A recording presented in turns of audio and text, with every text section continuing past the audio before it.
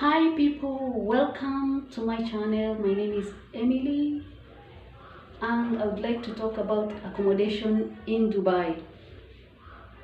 As you know, in my previous video I spoke about tarmacking in Dubai. Today I'm going to talk about housing. Housing in Dubai is very expensive. When you leave Kenya or wherever place you're coming from to go and look for a job in Dubai, you need to have enough money for your accommodation and food and transportation. Those are the main things you need to have. For accommodation, they have bed spaces. Those bed spaces, that is what you pay for. It's just your bed and your bag. You don't go there with anything. But whoever is renting out that accommodation or that bed space has a small kitchen where you can make your food. It's a fully furnished accommodation, bed space, because it has a bathroom and a toilet and a kitchen. But you share a bigger room, you share a room with other people. And you share a room with not only men only, they are mixed, men and ladies at the same place. They don't segregate. That's how the bed spaces are. You might be sleeping under the double decker and a man is sleeping on top of you. That's how the bed spaces are in Dubai. And everyone who's working in Dubai lives in a bed space because it's very expensive to have a villa or to have an apartment.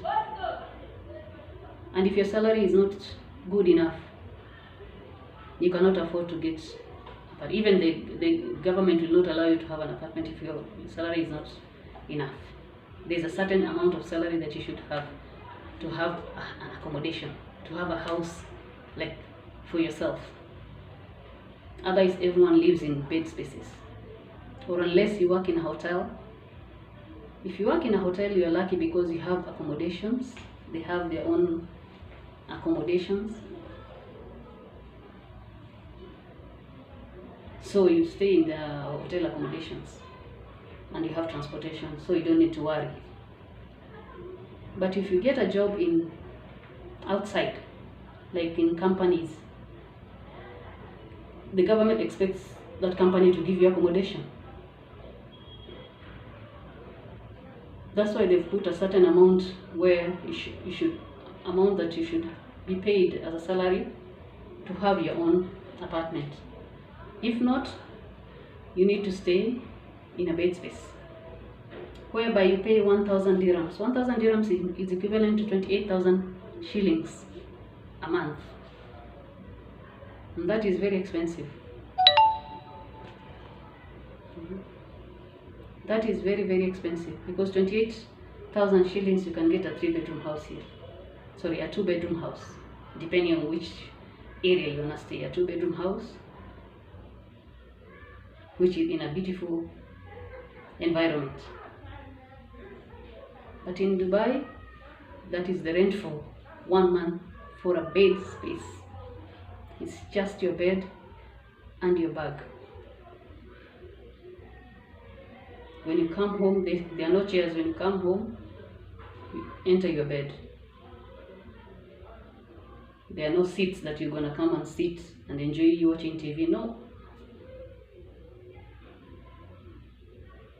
It's just your bed and you. You leave that bed, you go to work. You leave that bed, you go and tarmac and come back. There's a kitchen where you can cook your own food because everyone cooks his or her own food. You buy your food, you come and cook. If you don't want to cook, then you have to buy from outside. Food is not very expensive. The only thing expensive is the housing and transportation. Okay, transportation also is not very expensive. If you have a card for the metro card. That one you can use it for the bus and the metro. And the good thing is they have feeder buses. They call them feeder buses. When you take a metro, your destination, there's a bus that will take you to where you stay, near place where you stay. And when you leave the metro, when you take a bus, the bus is free. They don't charge you for the bus. But when you take a bus, they'll charge you in the bus and they'll charge you in the metro. But when you take a metro and go into the feeder bus, the feeder bus doesn't charge you. It's free. It's like you come from the metro and taken the same bus. So they'll not charge you for that. That is the advantage. So at least in transportation you can survive. But that null card, it's called a null card. You have to top up that null card. It has to have 10 or 15 dirhams every time you travel. Because sometimes there are RTA, this road transportation people or security, whereby they come and check if your card is loaded or not. If it's not loaded, you're taken out and you'll have to give your ID, and you have to go and pay 2,000 dirhams, sorry, to get your ID back. So to avoid all those, you need to have your null card loaded every now and then, before and after you leave the metro. Because you cannot enter the bus without money. The card has to have money. So please guys, when you leave Kenya to go and tarmac in Dubai, be prepared for housing. Save enough money before you leave. Save money for housing, transportation and food while you go tarmacking. Or even when you get a job, if it's not a hotel job, you still need to have a big space where you'll be waking up in the morning and going to work, and use public transport. So you should have enough money before you get your next salary.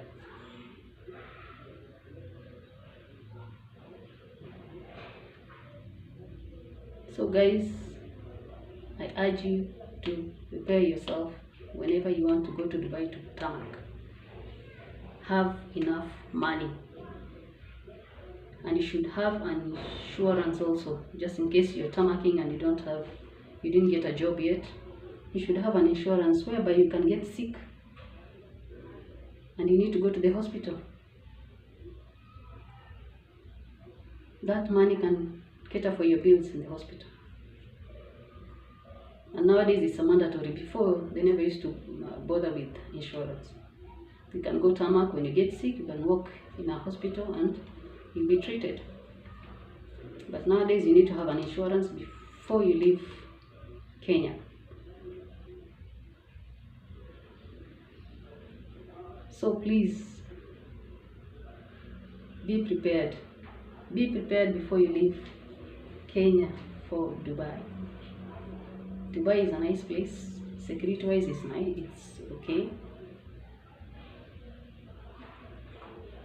But you need to have everything organized before you leave.